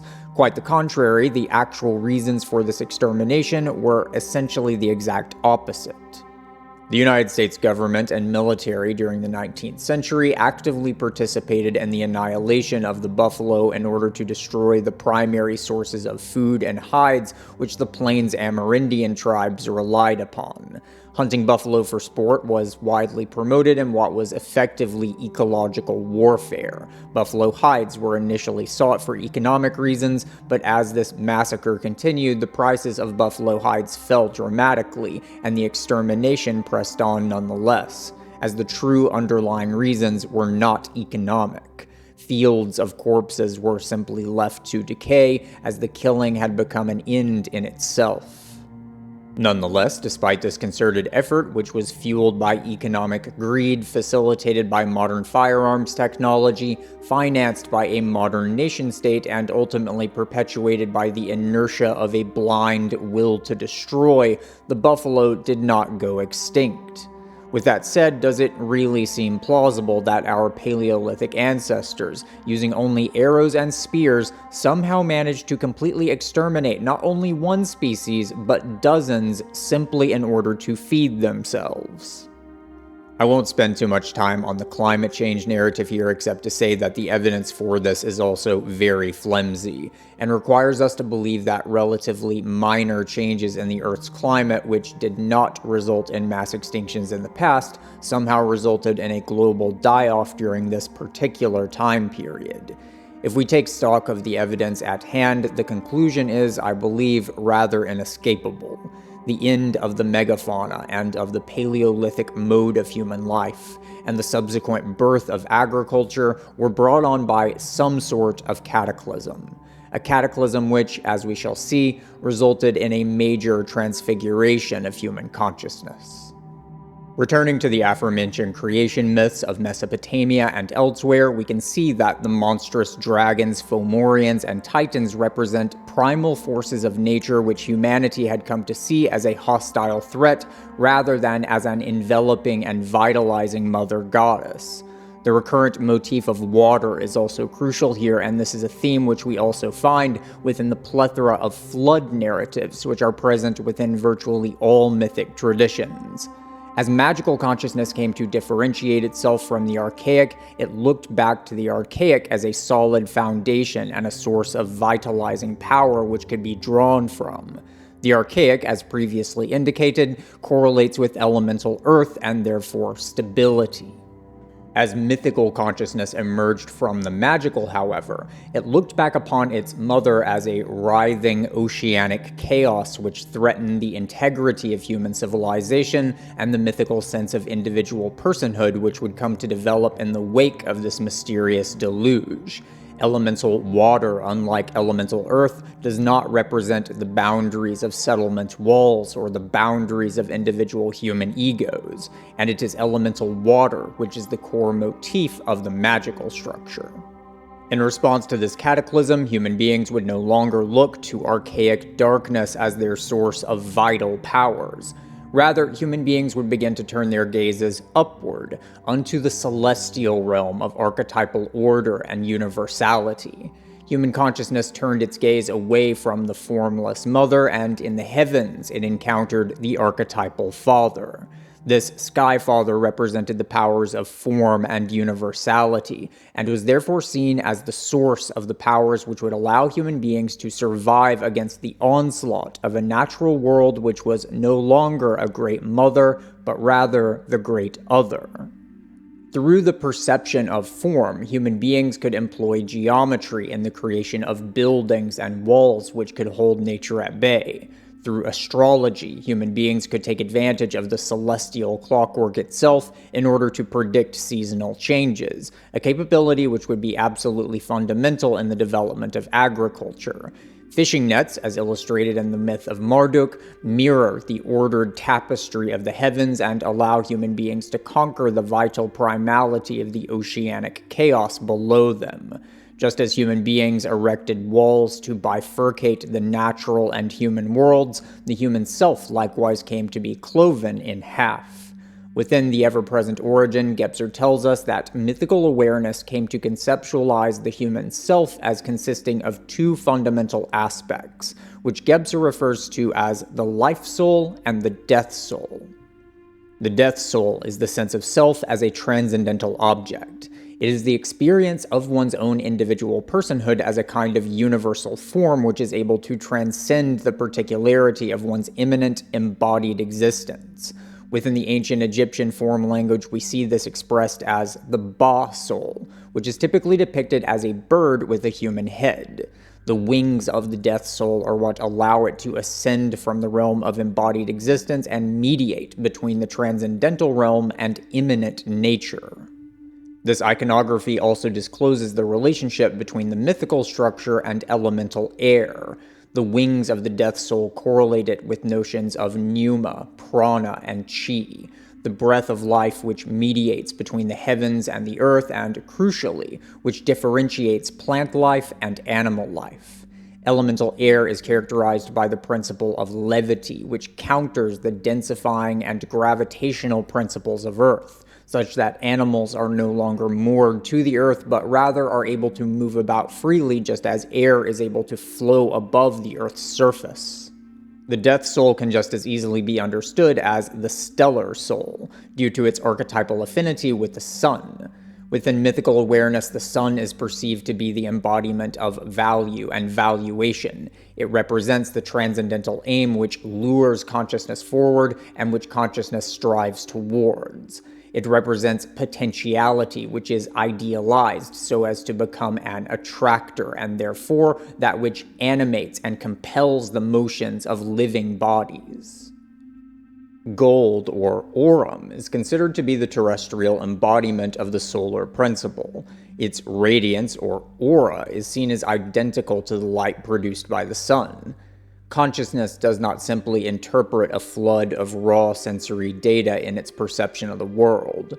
Rather, even our most basic perceptions of physical reality must be organized in relation to implicit hierarchies of relevance, that is, valuation.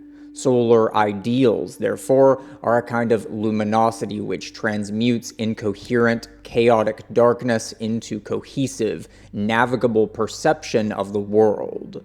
Another crucial feature which distinguishes animal life from plant life is the presence of eyes, which obviously have a very intimate relationship with light and, by extension, the sun.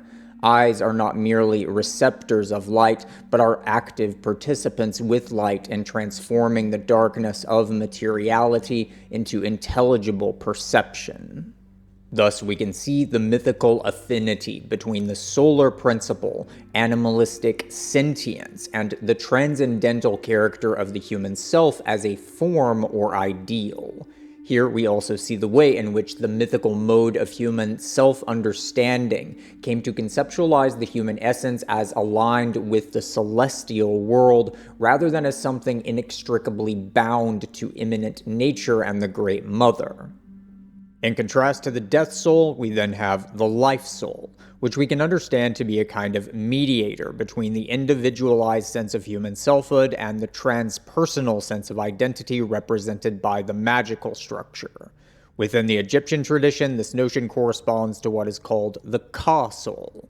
Whereas the Death Soul defines the individual human being in terms of a transcendental personality, the Life Soul is instead an understanding of the human individual which is defined through its immanent, embodied relations within the world.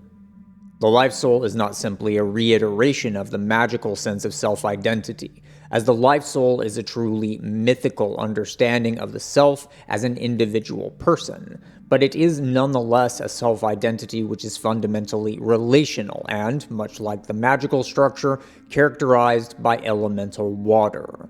The Life Soul is one's sense of individuality as it is defined in relation to one's family, tribe, nation, and the ecological flows of minerals, fluids, and metabolic processes which interweave us with the world around us. The Life Soul is, in a sense, a mirror, which unifies all that it reflects into a singular image.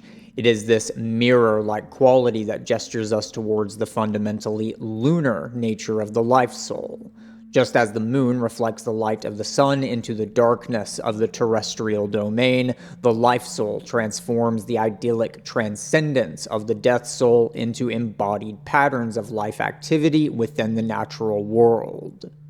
This Life Soul, or lunar soul, is characterized by a receptivity to the world around it. Much like a mirror, it achieves its form by reflecting its social and ecological environments. Mirrors are able to reflect due to their own featureless smoothness, or in other words, due to their absence of content.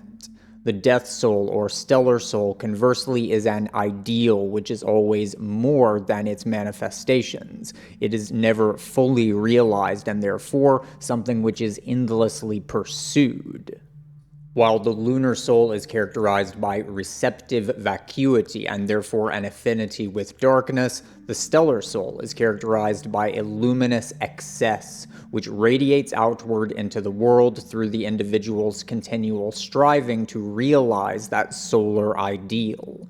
The conjugation of this lunar vacuity and stellar excess therefore gives rise to the mythical will. Mythical selfhood will thus come to be characterized by an individual agency, which differentiates itself from the collectivistic agency of the magical structure. We see the dramatic dance of life soul and death soul expressed very clearly within the myth of Odysseus. The journey of Odysseus, unlike the prior journey of Achilles within the Iliad, is one in which Odysseus must come to realize his own agency, self-discipline, and tactical prudence as he is lost at sea and thus separated from the world of familiarity and collective belonging. Those of you familiar with the works of Carl Jung will easily recognize this process of separation, self-cultivation through trials, and eventual return as the individuation cycle. Upon the seas, Odysseus must prevent his ship from succumbing to the tumultuous waters of the Mediterranean. This physical struggle mirrors the inner struggle through which Odysseus must prevent his individualized self from being subsumed and dissolved within the tempest of transpersonal eidolons, which he must navigate through his journey of self-realization and spiritual metamorphosis. The wine-dark waters illustrate the intoxicating, transpersonal potencies of the oceanic life soul. Odysseus cannot defeat these powers, as they are in fact manifestations of his own inner world. But through his powers of cunning and bravery, he nonetheless manages to preserve his life, here representing his personal selfhood. We also see this polarity in the zodiacal archetypes of Leo and Aquarius, which can be understood as correlating with the death soul and life soul respectively. The omega symbol is sometimes used as the symbol for Leo, and the more modern Leo glyph can be understood as a stylized modification of omega. Omega represents an end in the sense of a final cause or teleological attractor. In other words, it indicates an ideal which living beings strive to realize. The death soul, as we have already seen, is such an ideal self, and Leo is said to be ruled by the sun, which is also correlated with the death soul. Aquarius, conversely, is associated with water, which is also related to the life soul. Aquarius, however, is considered to be an air sign rather than a water sign. The word Aquarius literally means water-air, and we can thus understand Aquarius as representing mist, fog, and clouds, which are often correlated with phantoms, ghosts, or other such incorporeal eidolons. The mythical structure is associated with elemental air, and therefore, just as the life soul can be understood as a sort of mythical reenactment of the magical self, Aquarius can be understood as the vaporous enactment of elemental water. Rather than being ruled by the moon, as one might expect, Aquarius is instead said to be governed by Saturn, and the significance of this will become even more apparent once we come to examine the notion of the axial age, and the transition from Saturnian culture forms to Jovian culture forms in the next video of this series. Saturn represents conservatism, tradition, stable foundations, and the solidity of that which has been concretely established. Saturn is time, understood in a very specific sense, as the ontological inertia of the past, while Capricorn, the earth modality of Saturn, represents the inertia of that which is physical or institutional. Aquarius, the air modality of Saturn, instead represents the inertia of the subtle realms, the inertia of thoughts, memories, behavioral patterns, cultural forces, and indeed ghosts, which interweave the past into the present, much like the lunar blood of the life soul. Previously, I indicated that the life soul can be understood as a kind of individualized intermediary between the death soul and the magical, collectivistic self which underlies it. With that in mind, I now want us to return to the neuropsychiatrist Diane Powell and her research regarding autistic savants and parapsychology. Powell highlights the fact that nonverbal autists with extraordinary capabilities exhibit many characteristics which indicate an extreme dominance of the right cerebral hemisphere in contrast to the left hemisphere. It is well established that the left cerebral hemisphere is responsible for verbal language. Broca's area is a brain region related to speech production, while Wernicke's area is related to speech comprehension. Both of these brain regions are located within the left hemisphere of the cerebral cortex. This lateralization of the brain, however, represents a far deeper polarization of the human mind. As Dr. Ian McGilchrist has demonstrated exhaustively in his absolutely titanic works on the subject, the left and right cerebral hemispheres of the human brain drastically differ in their modes of operation and ways of perceiving reality. The left hemisphere tends to deal in intellectual abstractions, and thus tends to be prone to individualistic, procedural, and pragmatic thinking as well as reductionistic problem solving. The right hemisphere, conversely, tends to think much more concretely, and therefore holistically. It operates in a much more empathic and thus transpersonal manner, and is more inclined towards imaginative insight rather than abstract reasoning. As such, I would argue that this lateralization of the human mind is directly correlated with the bifurcation of what I have termed the stellar soul and lunar soul, or what Gebser refers to as the death soul and life soul. As we have seen, the stellar soul is an abstract mode of self-awareness, in which one's selfhood is effectively experienced as an ideal or transcendental form. The lunar soul, or life soul, conversely, understands the self in terms of holistic, embodied relationships which are not demarcated or carved into by intellectual abstractions. If that is indeed the case, then Dr. Powell's inference that there is a correlation between parapsychological capabilities and right hemisphere dominance can also be taken to imply that the autistic subjects of her investigations have far more developed lunar souls than stellar souls. Given the aforementioned role of the lunar self as mediator between stellar individuality and the magical structure, we might then infer that the correlation between right hemisphere dominance and telepathy is due to the fact that the right hemisphere exhibits a far more lunar nature and consequently results in a much more direct relationship to the magical structure. Recall again our previous observation that the Amarna letters, which lament the loss of direct communication with the gods, are written in Sumerian cuneiform rather than Egyptian hieroglyphs. These letters thus represent a transition from pictorial symbolism, in which symbols are images of concrete entities in the world, to abstract symbolism, in which markings refer directly to abstract concepts without being mediated by such images. As Temple Grandin tells us, severe forms of autism often entail an inability to cognize such abstractions directly, and such individuals must think in a more imagistic, or rather pictographic manner. As such, we can infer that the Amarna letters represent a transition of human consciousness, through which the stellar soul and its abstractive inclinations were becoming much more pronounced in relation to the lunar soul and the underlying magical structure. In neurophysiological terms, this would have manifested as a gradual increase in the dominance of the left cerebral hemisphere over the right hemisphere. Within this bifurcation of the human soul, what we ultimately find is a crucial enactment of a broader pattern which we find in the mythical epoch as a whole, and which is in fact an overarching motif of this entire evolutionary process: the gradual fissioning apart of transcendence and immanence, and correlatively, the gradual awakening of human individuality and subjectivity. This bifurcation of stellar and lunar souls also illustrates for us the fundamental dimensionality of mythical awareness, namely the dimension of polarity. While magical awareness experienced itself as both separate and unified with nature through relations of resonance, mythical awareness instead comes to see itself in a dialectical relationship with the world, and this dialectic nature can be seen reiterated throughout all aspects of mythical consciousness as all things come to be contrasted and defined in relation to their polar counterparts. One-dimensional monopolarity becomes two-dimensional bipolarity.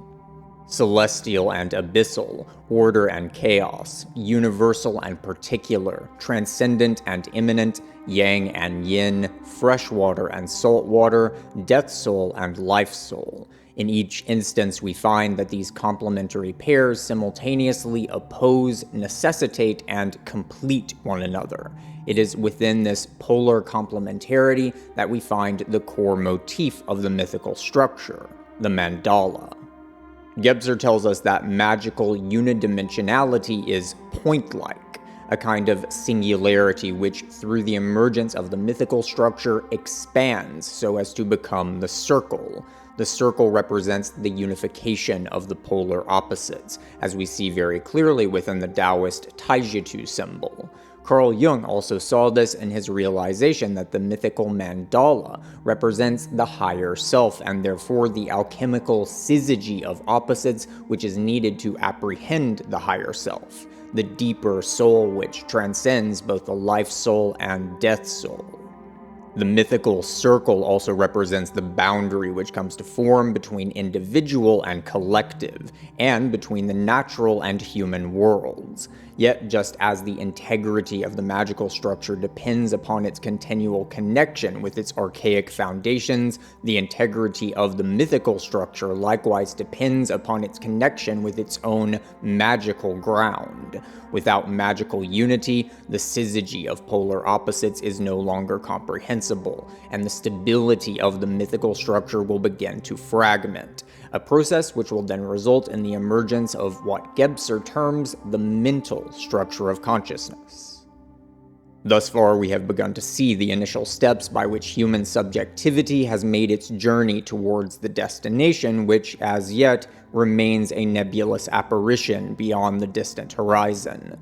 This ultimate attractor will begin to come into focus as we continue forward by attuning our conceptual faculties to the phenomena which we encounter, and thus allowing the formative patterns which generate these phenomena to disclose themselves.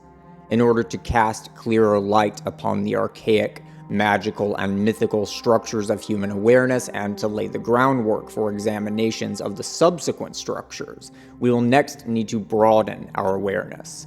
We must attempt to illuminate the underlying forms which unify and orchestrate these phenomena, and in the next video, we will be doing just that, by contextualizing these mutations of human selfhood in relation to Freudian psychoanalysis, Steinerian metaphysics, and Jungian archetypography.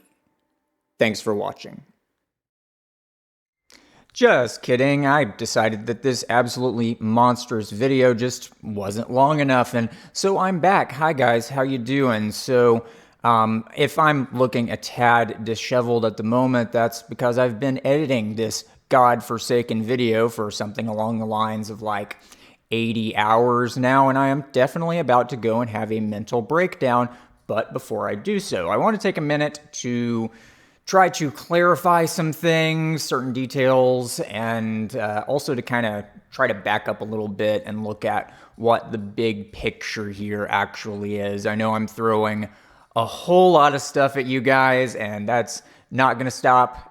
So the thing is, it's really going to be very easy to get lost in the weeds here and to lose sight of what the overall narrative is, and part of that is just because there's so much stuff to go over, and the other part of that is because until we have many more of the pieces into place, you're not really going to be able to see what the big picture really is, and we're not quite there yet. So I want to try to keep us in focus as much as possible. Now, with that said, I wanted to start off actually by talking about some statements I made near the beginning of the video, which I'm kind of looking at and I'm kind of iffy about them. So one thing that I said pretty early on in reference to the magical structure was that the emergence of the magical structure from the archaic structure was facilitated through the emergence of symbolic language. Now, that I think is kind of true in a sense, but it's also potentially very misleading, I believe.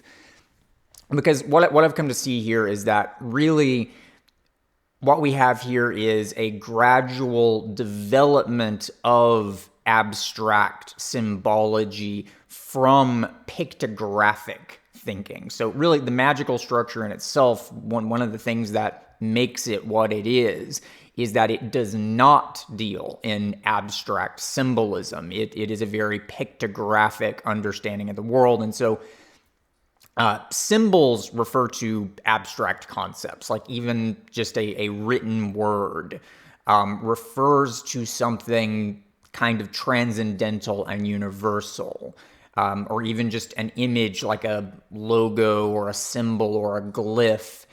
You have the same thing. You have a reference to something transcendental in a sense. A picture, on the other hand, is a picture of something particular in the real, imminent, natural world. There's not really a reference there to anything that transcends particularity. And so I think this distinction is actually very important because it points to the kind of deeper currents that are at play here. So within the magical structure, you do have the emergence of a kind of thought within which the thought is able to transcend the particular contents of experience. But that thing that transcends is not yet an abstract intellectual category or universal or something like that. It is an image or a picture, or perhaps a better way of putting it would be to say a kind of constellation of pictures, which then forms the magical sense of selfhood, which then facilitates this kind of bifurcation of the internal world of the self from the external world. And within the magical structure, that internality is going to be the kind of collective thought realm of the magical tribe in contrast to nature itself. Now, this is, of course, what led me to make this connection then between the magical structure and nonverbal autism, and what led me to think that the magical structure in itself might be fundamentally nonverbal. But as I've continued to think about this, I think it actually might be a bit more complicated than that for a number of reasons. So first of all, I think we have to ask the question, is it possible to have some kind of verbal auditory language which is actually pictographic rather than symbolic? And so this led me down a whole rabbit hole, and I started looking into things like the kind of whistle and click based languages that we see used by certain Amazonian tribes in their hunting practices. And so this is very interesting here because these like whistles and clicks seem to be kind of what you would expect from a pictographic spoken language. They have this direct affinity with the actual sounds that you would hear in the rainforest, the calls of birds and animals and things like that. So another thing worth considering here is that it's difficult to put this nonverbal autism phenomenon in a box exactly. Now, it's interesting that nonverbal autists are able to communicate, some of them at least, through spelling, right? So they'll use kind of a board with letters on it, and they'll kind of point to the different letters as a way to assemble words as a way of communicating, from what I understand. And so this is interesting because you can think of each letter as kind of a pictograph in a sense. And so it suggests that there's this inability to wield abstraction in the way that the modern mind can. Now, interestingly, some of these nonverbal autists are able to read, and they're able to actually understand spoken language, but they're not able to produce it in the way that we can. And I think this is something that also points towards this kind of lateralization, bifurcation of the human mind, which we see within hemispheric lateralization, and which I believe is really an outgrowth of this kind of polarization which occurs as the mythical structure emerges from the magical. And so what that implies is that, at least for some nonverbal autists, it's not that they're strictly just in the magical structure, as it were, and have yet to move out of it, but rather that they're perhaps in this kind of liminal state where that lunar right brain aspect of the mythical structure has begun to develop, which is why they're able to read and understand spoken language, but the solar left hemispheric aspect has not developed to the same extent, and this is why they're not able to produce it. Now, obviously, there's a lot of speculation going on here on my end, but one potential practical implication of this would be that it actually might be possible to communicate with these so-called nonverbal autists in a verbal way if we had a kind of pictographic verbal language with which, we could teach them and we could learn and we could use that to communicate. So I'm not sure if that's actually true or not, but an attempt could be made to do something like that, potentially. I'm not sure. Another thing I wanted to talk about here, though, was a comment I made at one point that within the magical structure, words are not seen as referring to these transcendental forms. Rather, it's the words themselves that are seen as the transcendentals, as it were, that they are effectively magical powers in themselves. And looking back on it, I think that statement would be more accurate if I had used the word pictures rather than words. But as it stands, I think that really is more appropriately a statement about the mythical structure than the magical structure. Now, I really didn't expect this topic of nonverbal autism to be as prominent as I think it has become within this narrative. It was initially just like, oh, I see some dots here, let's connect them. But as I've continued to pursue that, I think there's actually a lot going on here that is very relevant to the story I'm trying to tell. There are a number of things that I haven't even mentioned yet, like the way that some of these nonverbal autists talk about not feeling themselves to be in their bodies, or feeling like they don't even really have a body. I think that's also something that's really important here, but we haven't gotten that far along yet, so that'll probably come up in the next video. In any case, the overall narrative that we have thus far is something like this. We have a number of interrelated processes which are occurring, which are unfolding historically in parallel to one another. One of them is the development of abstract thinking. Our thinking is becoming more and more abstract over time. Another is that you've got this gradual fissioning apart of transcendence and immanence, which is directly correlated with that. Then you have another process by which the worlds of the living and the worlds of the dead are slowly becoming more and more separated from one another. And another process then is the gradual contraction of the human ego. We're becoming more and more particularized, more individualized over time. And what we're ultimately going to see is that all of these processes are in fact the same process. They're actually all the same thing, the same phenomena, which is unfolding over time. So ultimately, that process that we're seeing is the gradual self-realization of human subjectivity. Now, that sounds probably like a very nebulous, abstract thing to say, but as we go through this, what I mean by that is going to become a lot clearer, hopefully, if we can keep our eyes on the ball. Now, there are a number of things I haven't even talked about yet with regards to the magical and mythical structures. We are not done with those by any means. I haven't even touched upon the phenomenon of magical shamanism, and that's going to be a very big topic in the next video. So now, if you're new here, if you're just stumbling into my channel and you're like, what on earth did I just watch?